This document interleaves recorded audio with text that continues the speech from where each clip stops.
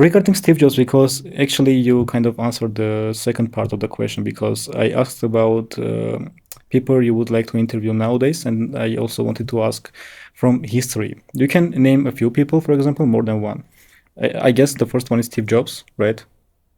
Steve Jobs, yeah, probably Steve Jobs. Why Steve Jobs? I don't know, because I grew up using his products. I remember in 2006 when I went to United States for a study for a year. I was an exchange student, and when I first entered to our computer lab class, it was that the Mac computers that I don't know. You remember them or you saw When them? was it? The colorful Mac computers.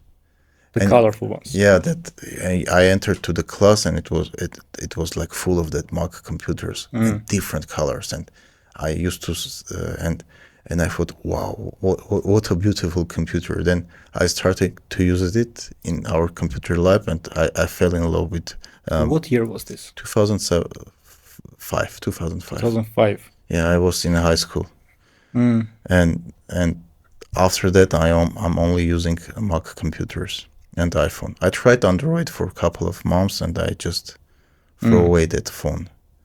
But it was like maybe 10 years ago, the Android was not as good as now.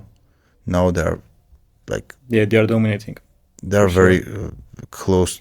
For me, they are very close to the iOS.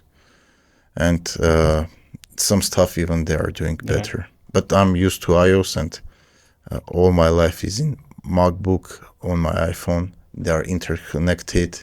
I message with family and friends, and so it's extremely hard to leave their to ecosystem escape now. the Yeah, iPhone ecosystem. Yeah, I mean, I guess that's the most genius part of Steve Jobs, to kind of creating this cycle that you can just never escape, never leave.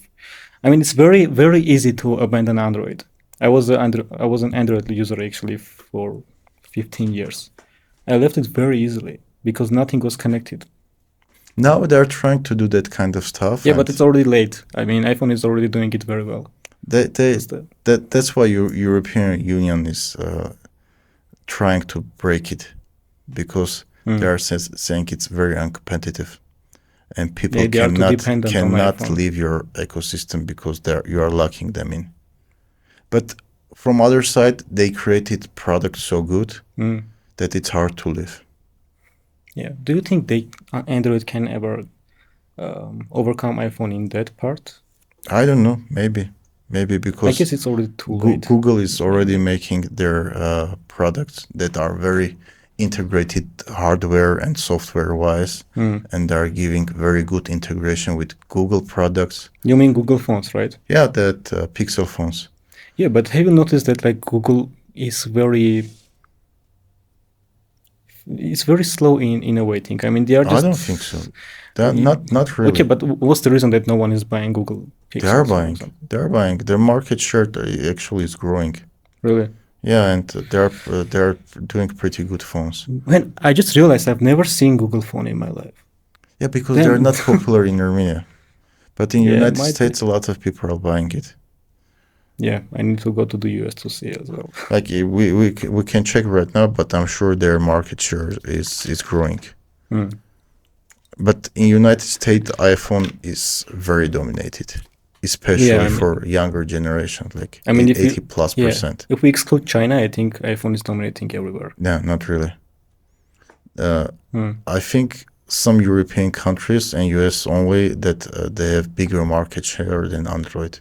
Android phones are cheap, and a lot of people can afford it, because outside of Europe and Yeah. United States, there are not so many rich countries, and not everyone can afford a phone, pay like $1,000 for a phone.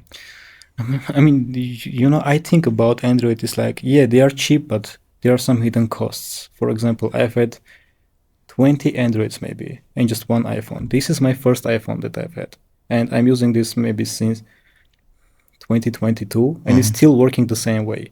But when I was using Android, I would just change my Android every year because it would just start lagging out of nowhere, or it was very not durable as this one, for example. I would just break it very easily.